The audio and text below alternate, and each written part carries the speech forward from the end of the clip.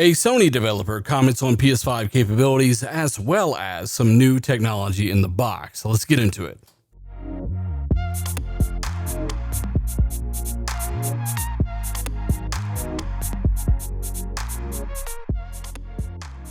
What is happening, guys? Dealer back again with yet another video. Today we got a Sony developer interview that, well, definitely surprised a few people. We've also got the latest on some PS5 technology coming to the console near you soon. And I've got to say, it's very, very intriguing. We'll go over that, explain it, etc. All the great stuff. If you end up liking the video, hit the like button, show a buddy to subscribe. And of course, let me know your thoughts down below as we get into it. All right, our first topic is pretty interesting, though. If you watch this channel, you already know this. But hey, there are those out there that don't, and they've been touting certain things about the PS5. Again, I think it's going to be a very balanced system, very easy to develop for, and very capable for what is hopefully less money than its competitor. But maybe it won't be. Either way, there are PlayStation fans out there getting it day one, and they want to know what it does better than the Xbox Series X. There is one answer to that. That is the SSD. But will that SSD actually do anything for games that the Xbox Series X cannot do with its SSD? Well, hey, I was sent a clip from a YouTube channel, and I will link it down below. Shout out to this guy. I don't know, honestly, I don't know him or anything. He had this developer on, and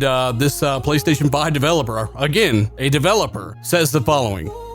Opinion based off of you looking at, say, a game like Ratchet and Clank Rift Apart, how well that is, and how, you know, Ratchet and Clank just jumping into dimensions like in real time. Do you think that would be possible on the Series X?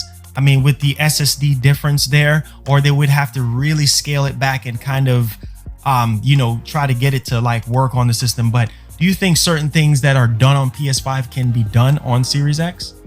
Yes, I do think it can be. An SSD is a big step up in any aspect.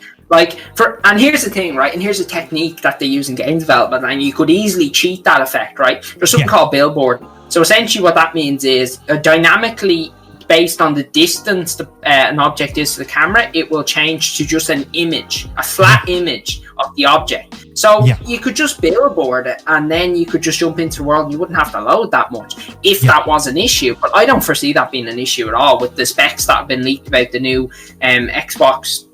Yeah, I don't see it being an issue. I think people, you know, it's just one of those things, like, you know, people like to, you know, say, oh, it can't be done on that, or it can't be done on that. Now, we've still got a really interesting topic to go, but I wanted to say that at the end of the day, you cannot control who people listen to, how much research people do. 3 months ago, most of the guys pushing this SSD narrative thought SSD was an STD, and they thought RDNA-1 was, well, a droid from Star Wars. Look, kidding aside, again, you know, I'm going to link this down below. You guys can check it all out yourselves. This developer simply repeats what RDX Podcast, what this channel's been saying, what developers who have come onto my podcast have said already. This is old news, and I'm surprised that people don't know this already. We'll get into why the SSD is needed for Ratchet and Clank, but both systems have SSD. So, yet another developer comes out and debunks the SSD narrative. Now again, it's not that PS5's SSD is not better, it is. But what you're not considering is that the SSD is not the whole story. There is Kraken, there is Velocity, there is actual system RAM in the consoles that is much faster than either SSD. There are even compression methods to exceed physical limitations of bandwidth. And when it comes down to it, gameplay design like this portal system in Ratchet and Clank does not necessarily max out the throughput of the drive just because it's different. The developer here even explains a way to simulate this using LOD pop-in, etc. What I've said before is that Ratchet and Clank absolutely needs an SSD to exist with its current game design. That is true, but you must remember that Xbox Series X does not have a slow SSD. And to max out a drive like that with all of the other things I've already mentioned in this video, 100% yields phenomenal results that enable things that were never possible before. Again, I can't say it enough. Both consoles are going to be spectacular and by far the most balanced, easy to develop for consoles of all time. And while the SSD benefits are not exclusive to the PS5, there is something that is. Gamers Nexus, Sony to be using liquid metal thermal conductant in their PlayStation 5. Now again, I'm not talking about the T1000 from Terminator 2. I'm talking about an actual thermal conductant that is going to dramatically improve cooling for the PlayStation 5. Now some of you might think, oh, thermal paste. No. This is the creme de la creme of thermal pastes. Now I've got the details here, but I do have to throw this out there first and foremost. This will not improve PlayStation 5 performance beyond what has already been stated by Sony, meaning the 10.2 best case scenario. Remember, that's only available while the CPU is underclocked, meaning you're not at 3.5 there. In order to free up some voltage and keep the box cool, they do shift that wattage between the CPU and GPU. That's why Sony have focused so much on Smart Shift. Again, ensuring that when you are at 10.2, you are never at 3.5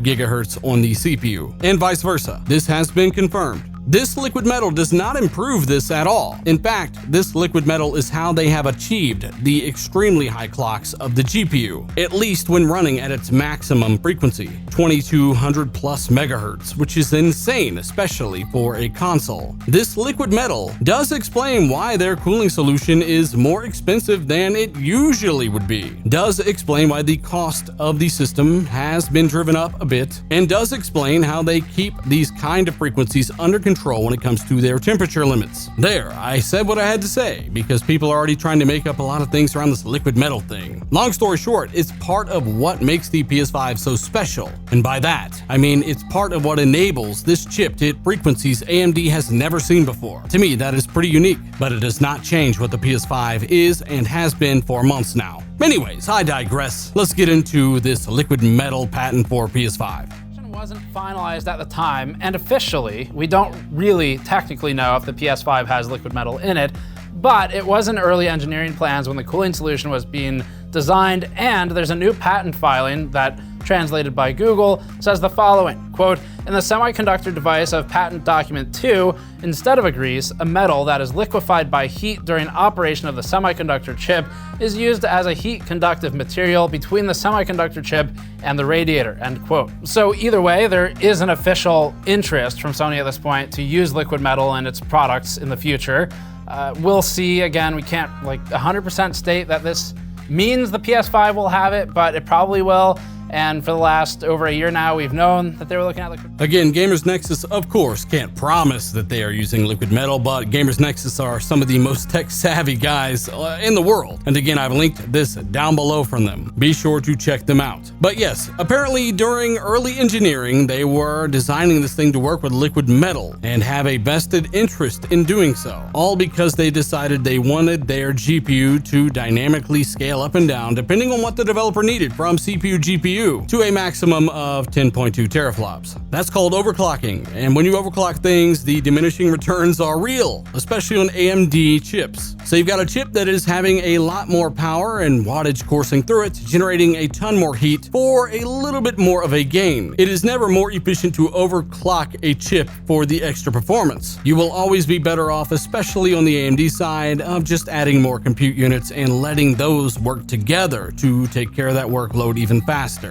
That way you don't need to ramp the clock so high, over 1800 megahertz for the Xbox Series X, keeps the temperatures nice and cool, keeps the box cool, keeps the wattage down, and you've still got a ton of CUs, which, by the way, all benefit ray tracing based tasks, meaning more CUs the better for ray tracing. You've got a package there that should be able to do quite well in all applications. But yes, this paste is really interesting. And again, I must state this again because some people just think it's a random toothpaste they put on a graphics card or something. This is the stuff that the hardcore crazy PC guys, the enthusiasts, really mess with on their graphics cards today. None of them come with liquid metal on them from the factory. And in fact, it'll be very interesting to see how the PS5 does with long-term use with liquid metal. There are some reports that it does cause scuffing and corrosion of certain things. Ultimately, we will have to see. It's never really been done before like this on a console. And again, this is very, very interesting, a big part of how they are able to do what they're doing with their GPU, CPU, their APU. Keep the clocks high, try to compete as best as possible, especially if you know you are going to be coming in at the same price as the Series X because you got a very, very expensive PCI 4 SSD in there. Ultimately, we will have to see. But this is the best thermal paste, quote unquote, that you can get, and